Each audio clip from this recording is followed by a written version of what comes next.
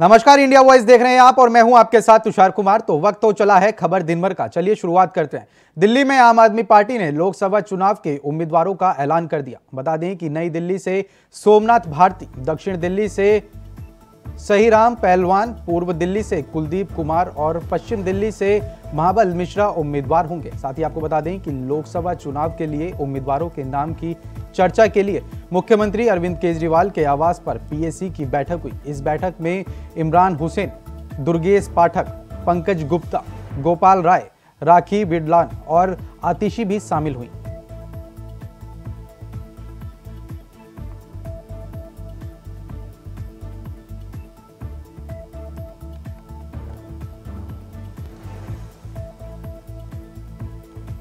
सोमनाथ भारती जल बोर्ड के अध्यक्ष हैं। बता दें कि सोमनाथ भारती जल बोर्ड के अध्यक्ष हैं। दिल्ली सरकार में मंत्री भी रह चुके हैं। मालवीय नगर सीट से वो विधायक हैं। सोमनाथ भारती जल बोर्ड के उपाध्यक्ष दिल्ली सरकार में मंत्री रह चुके हैं। साथ ही वो मालवीय नगर से अध्यक्ष हैं। तुलकाबाद से लगातार तीसरी बार से विधायक हैं। तुलकाबाद से लगातार तीसरी बार के विधायक हैं। जमीनी स्तर के नेता माने जाते हैं। तुलकाबाद से लगातार पुराने कांग्रेस नेता रहे हैं, सांसद रह चुके हैं, बेटे हैं विधायक के। पंजाब और हरियाणा हाईकोर्ट में हुई सुनवाई। पुराने कांग्रेस नेता रह चुके हैं।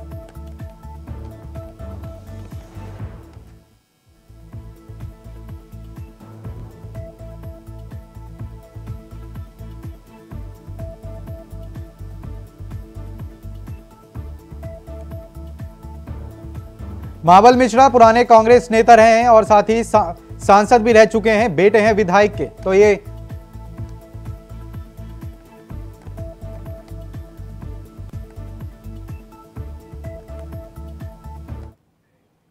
चंडीगढ़ के सीनियर डिप्टी मेयर और डिप्टी मेयर के चुनाव को लेकर अहम खबर सामने आई है। बता दें कि जानकारी के अनुसार इस मामले में पंजाब एवं हरियाणा हाईकोर्ट में सुनवाई हुई है। हाईकोर्ट के आदेशों के बाद चंडीगढ़ प्रशासन ने सीनियर डिप्टी मेयर और मेयर के चुनाव को लेकर नया नोटिफिकेशन जारी किया है। आपको बता दें कि अब 4 मार्च को सीनियर डिप्टी मेयर और डिप्टी मेयर के चुनाव होंगे और इसी दिन नतीजे भी घोषित किए जाएंगे। इसके साथ ही ये कहा गया है कि उम्मीदवारों द्वारा नए सिरे से नामांकन दाखिल किए जाएंगे। उम्मीदवार 28 और 29 फरवरी को नामांकन दाखिल कर सकेंगे। वहीं कुलदीप कुमार बुधवार को मेयर पद की शपथ भी लेंगे।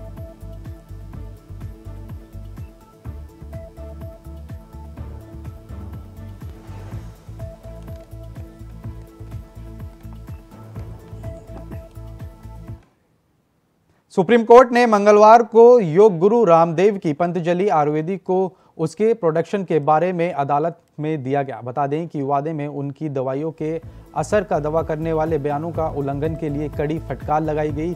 जज हिमा कोहली और एएस अमुनहुल्ला की पीठ ने पतंजलि आयुर्वेदिक और उनके प्रबंधक निर्देशक को नोटिस जारी कर पूछताछ के लिए में क्यों नहीं उनके खिलाफ अवमान की कार्रवाई शुरू कर दी गई है। बता दें कि एससी पीठ ने पतंजलि आयुर्वेदिक और उनके अधिकारियों को मीडिया, प्रिंट और इलेक्ट्रॉनिक दोनों के किसी भी दवा प्रणाली के प्रतिकूल कोई भी बयान देने से आग्रह किया है, जैसे ही उन्होंने पहले अदालत के समक्ष अपने वचन में कहा था।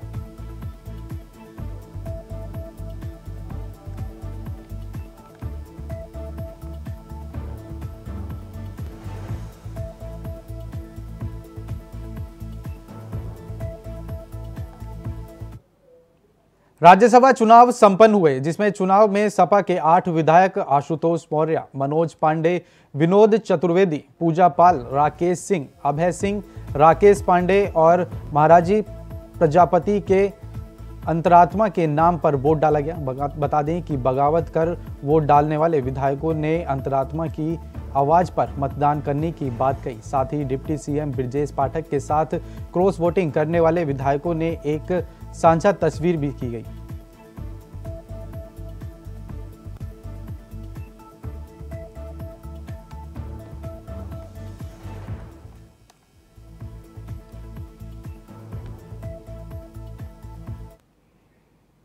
बलिया में एक मांगलिक कार्यक्रम से लौट रहे दो कमांडर जीप को एक तेज रफ्तार पिकअप ने टक्कर मार दी। बता दें कि हादसे में 6 लोगों की मौत हो गई, तो वहीं 10 लोग गंभीर रूप से घायल बताए जा रहे हैं, जिनको अस्पताल में भर्ती कराया गया। तो वहीं 4 लोगों की हालत ज्यादा गंभीर बताई जा रही है, जिनको इलाज के लिए वाराणसी रेफर कर दिया गया।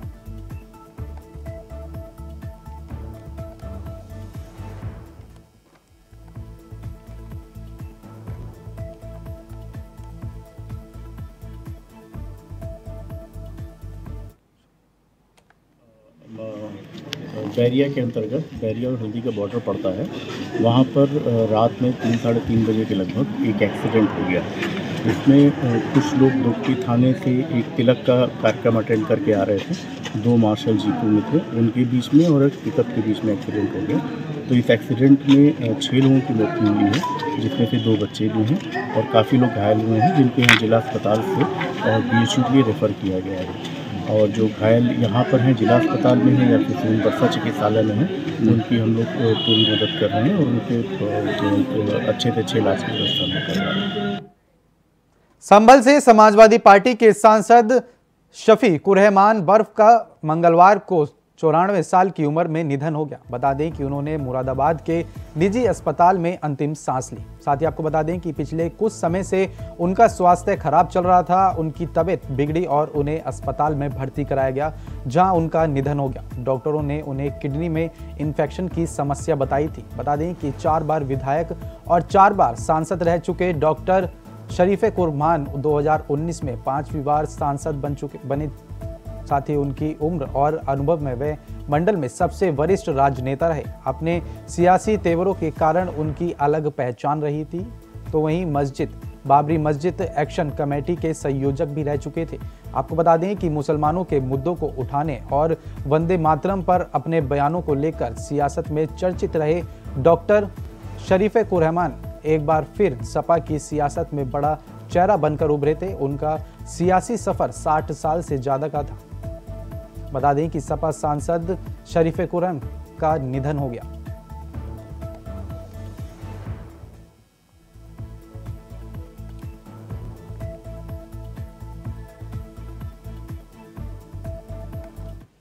ये बड़े अफसोस और दुख का बात है कि मुझे अभी पता चला है कि जनाब शफीकुर रहमान भट्ट साहब अब हमारे बीच में नहीं रहे। उनका इस तरह से उनका इंतकाल हम सबके लिए तो बहुत बड़ी हमारा नुकसान है, हमारी पार्टी का बहुत बड़ा नुकसान है। देश से एक बहुत बड़ा नेता इस दुनिया से रुखसत हो गया, जिसने कभी भी किसी से डर के काम नहीं करा, जिसने हमेशा दिलेरी से और हक और इंसाफ की बात करी। आज वो नेता हमें छोड़ के चले गए और शायद इतने बोल्ड और इतने बहादुर और इतने ईमानदार नेता अब पूरे मुल्क के अंदर बहुत कम रह गए। हमारी अल्लाह पाक से दुआ है कि उनकी मग़फ़िरत फरमा दे, उनको जन्नतुल फिरदौस में आला मुकाम अता फरमाए और उनके ख़ानदान वालों को सब्र जमील अता फरमाए। ठीक है।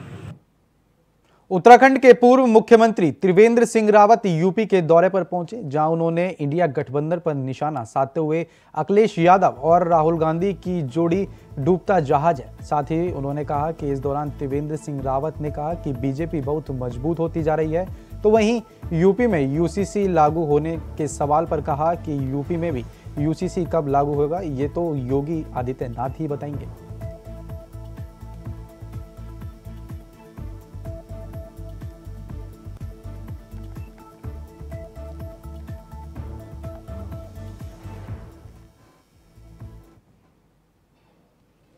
और जितने भी अपेक्षित कार्यकर्ता थे वो सभी आज इस मीटिंग में उपस्थित थे। ये चुनाव की जो प्रारंभिक जो तैयारियां हैं वो बहुत अच्छी हुई हैं और निश्चित रूप से इस टीम के बल पर हम लोकसभा के चुनाव को फिर फतेह करेंगे। देखिए, इसका मतलब ये है कि जो यहाँ पर धर्मेंद्र यादव जो यहाँ पर सांसद थे, उनकी परफॉर्मेंस ठीक नहीं थी और शिवपाल यादव जी को यहाँ पर भेजा है, तो जिस तरह से धर्मेंद्र यादव यहाँ से। तो फिलहाल समय हो चला एक छोटे से ब्रेक का, फौरन लौट रहे हैं। तो ब्रेक के बाद एक बार फिर से स्वागत है आपका। चलिए खबरों का सिलसिला आगे बढ़ाते हैं। हर प्रकार से लाभदायक और दुनिया का सबसे गुणवत्तापूर्ण चावल काला नमक को योगी सरकार ने ODOP के तहत शामिल कर प्रमोट किया। आपको बता दें कि और तत्कालीन जिलाधिकारी दीपक मीणा ने हर वो प्रयास किया जिससे एक बार फिर से जिले में मूल पहचान और उत्पाद काला नमक के नए पंखों के साथ लंबी उड़ान भरने के लिए तैयार हुआ। आपको बता दें कि इसके लिए भारी रकम बजट भी खर्च की गई थी। किसानों को तमाम सहूलियत देने की व्यवस्था भी बनाई गई है। काला नमक धान को वर्ल्ड क्लास प्रोसेसिंग के लिए कमान प्रोफेसर सेंटर की देखभाल किए गए ऑफलाइन और ऑनलाइन बिक्री के लिए प्लेटफॉर्म भी तैयार किए गए, जो जिले के किसानों और जिले की व्यवस्थाओं के लिए किसी संजीवनी से कम नहीं है। आपको बता दें कि जिसको लेकर जिले वासी काफी उत्साहित हुए और नए जोश के साथ सरकार पर भरोसा कर औषधि के लिए समान काला नमक धान का उत्पादन बढ़ाया।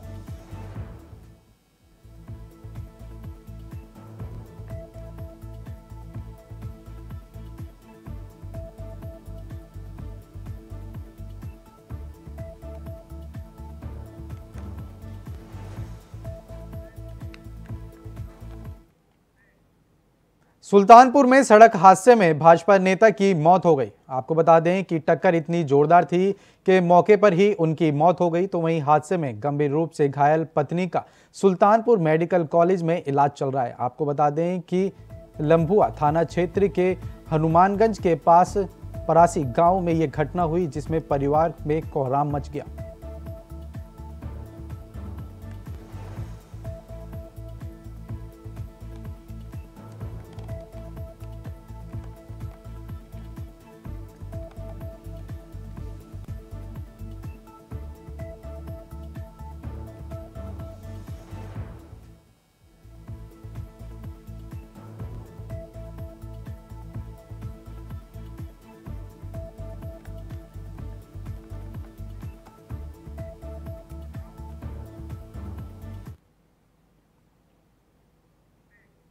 उत्तर प्रदेश में हुए राज्यसभा चुनाव के परिणाम आ गए, जिसमें 10 सीटों में से 8 सीटों पर बीजेपी तो 2 सीटों पर सपा ने जीत दर्ज की।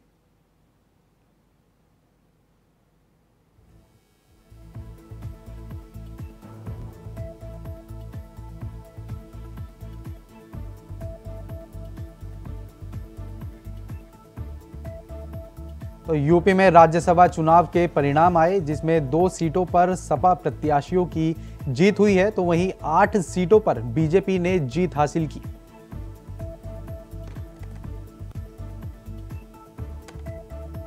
तो राज्यसभा चुनाव में के परिणाम सामने आए, जिसमें 2 सीटों पर सपा के प्रत्याशियों ने जीत हासिल की, तो वहीं 8 सीटों पर बीजेपी ने जीत हासिल की।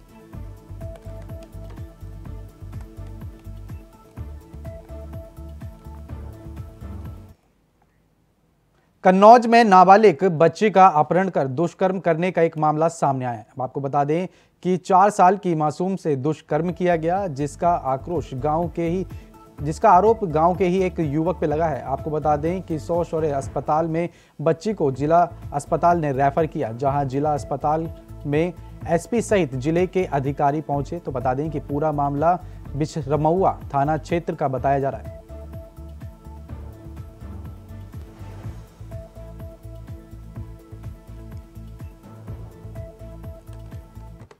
ये थाना चिबरामऊ क्षेत्र अंतर्गत एक गांव में सूचना प्राप्त हुई थी, एक बच्ची के साथ दुष्कर्म की घटना हुई है। उसमें तत्काल मौके पर पुलिस पहुंची, बच्ची को हॉस्पिटल लाया गया है और उसका इलाज किया गया। डॉक्टर ने उसकी स्थिति सामान्य बताई है।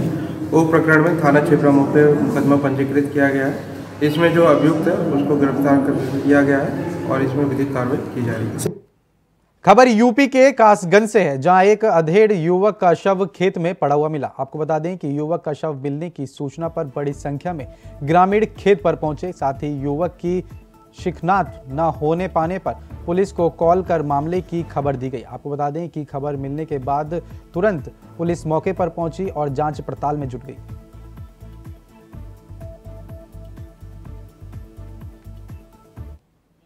112 के माध्यम से ये सूचना प्राप्त हुई कि ग्राम मयासू थाना सहावर के एक खेत में जिसके ओनर छोटे सिंह सन ऑफ कप्तान सिंह है, वहाँ एक अज्ञात डेड बॉडी पड़ी मिली है। सूचना मिलते ही थाना सहावर की पुलिस घटनास्थल पर पहुंच गई। मैं स्वयं घटनास्थल पर पहुंची। फील्ड यूनिट घटनास्थल पर आई, साथ ही उच्चाधिकारी गण ने भी घटनास्थल को विजिट किया। फील्ड यूनिट द्वारा शव का परीक्षण किया गया।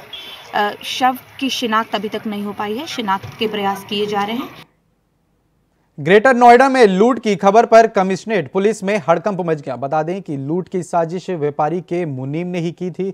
पुलिस ने खुलासा किया कि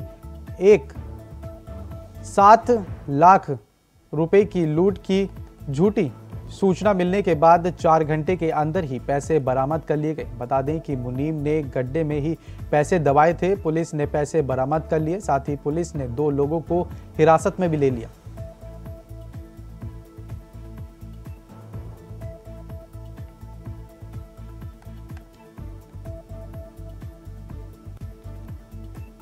तेज चल रहा हूं।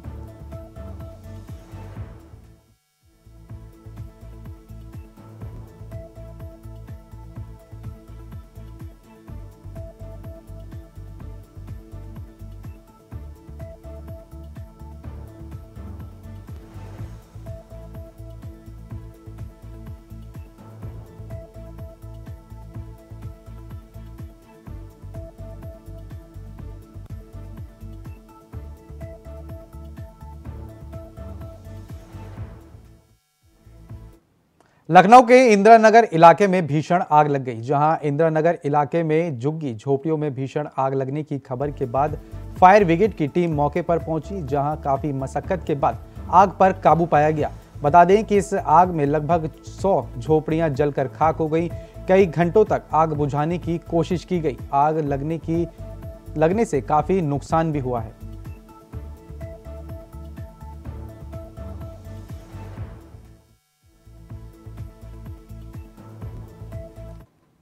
तो वहीं अगली खबर रायबरेली से है, जहां संदिग्ध परिस्थितियों में 16 साल की लड़की की मौत से हड़कंप मच गया। आपको बता दें कि जहां लड़की के गले पर रस्सी के निशान मिले और हाथ भी टूटा हुआ मिला, तो लड़की की मौत की वजह हैंगिंग बताई जा रही है। आपको बता दें कि लड़की ने अपने लवर से फोन पर बात करने को लेकर घर में विवाद हुआ था। तो वहीं खबर मिलने के बाद पुलिस मामले में जुट गई है।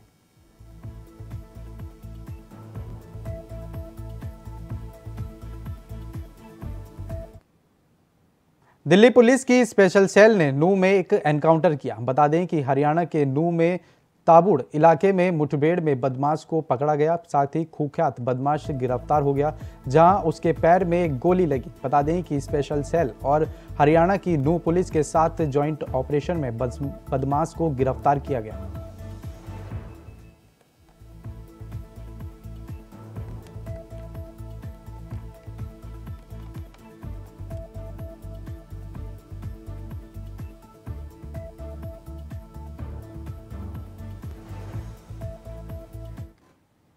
खबर कानपुर से है, जहां स्कूटी शिक्षकों को ले जा रही वैन की रोलर से जोरदार टक्कर हो गई। बता दें कि हादसे में आधा दर्जन शिक्षिकाएं घायल हो गई, साथ ही 2 शिक्षिकाओं की हालत गंभीर बताई जा रही है। इस दौरान घायल शिक्षिकाओं को CHC में भर्ती कराया गया।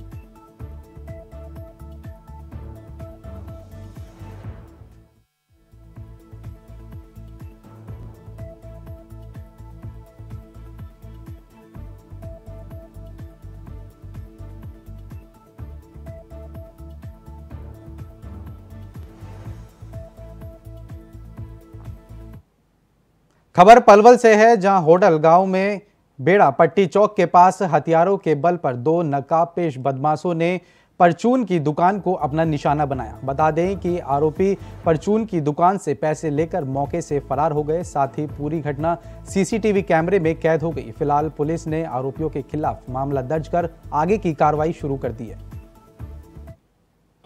मेरी दुकान में शाम को दुकान पर बैठा था जी, 8 साढ़े 8 पौने 9 बजे करीब बात है, और कस्टमर लगे हुए थे, 1-2 कस्टमर थे उस टाइम, और 2 संदिग्ध आदमी आए और उन्होंने पहले एक बैग मेरे काउंटर पर रखा, काउंटर पर कुछ सामान रखा, उसमें धक्का देकर नीचे गिरा दिया वो, और एक दूसरे आदमी ने दोनों उसमें से जेबों से अपने कट्टे निकाले, देसी कट्टे, और मेरे ऊपर तान दिए, बोला आराम से पीछे खड़ा हो जा। उन्होंने अपने मेरी दराज खोली और उसमें से मेरे जो सारे दिन की दुकानदारी, पूरे दिन का जो पैसा 35 से 40 हज़ार रुपये के बीच करीब कैश हो वो निकाल दिया, लूट के लेके।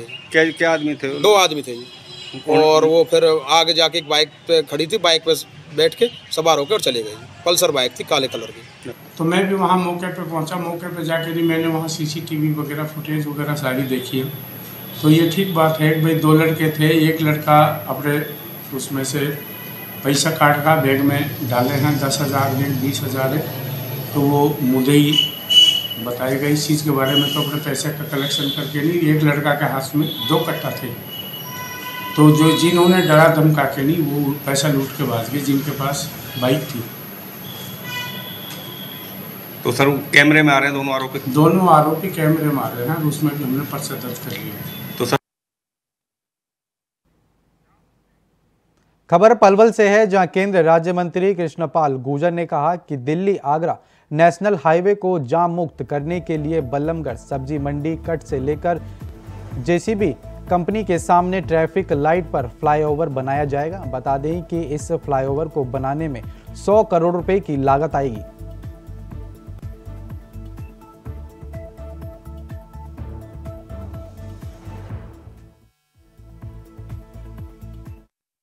हमारी कोशिश है कि पूरे लोकसभा क्षेत्र का हम अच्छे हाईवे लेके आएँ, आपको लेके आएँ। ये आपका पलवल सारा एलिवेटेड, सारा फरीदाबाद तक, अब दिल्ली बड़ोदरा भी आपके यहाँ से निकाल दिए। आपका हमने मिडकोला में जो कभी किसी ने उतार चढ़ाव नहीं बनवाया वो भी हमने पास करा दिया, टेंडर हो गया, काम शुरू हो गया, लगभग काम शुरू हो गया उसका। अब दिल्ली बड़ोदरा करा दिया, अब फरीदाबाद से जेवर एयरपोर्ट को भी जोड़ दिया, उसका काम भी चालू है। अब फरीदाबाद से नोएडा और गाजियाबाद के लिए भी मंजूर करा दिया एक और हाईवे कि सीधा नोएडा और गाजियाबाद, फरीदाबाद से अमृता हॉस्पिटल है, अम्मा का हॉस्पिटल है, वहाँ से बड़कल मोड़ से सीधा उसको हम नोएडा और गाजियाबाद को भी जोड़ रहे हैं। मतलब कोशिश कर रहे हैं कि पूरा फरीदाबाद का, जहाँ यूनिवर्सिटी लाने की जरूरत थी यूनिवर्सिटी लेकर आए, जहाँ कॉलेज लाने की महिला कॉलेज की थी, और हथीर में तो हमने 2 दे दिए, होडल में तो एक वहाँ दिया है, रैंडौली में, यहाँ तो हमने एक अपना मिडकोला में दिया, अब मानपुर और बहीन के बीच में मंजूर करा दिया है, बहुत जल्दी उसका काम भी शुरू होने जा रहा है। फिलहाल के लिए इस बुलेटिन में इतना ही। देश और दुनिया की तमाम बड़ी खबरों को जानने के लिए बने रहें इंडिया वॉइस के साथ। नमस्कार।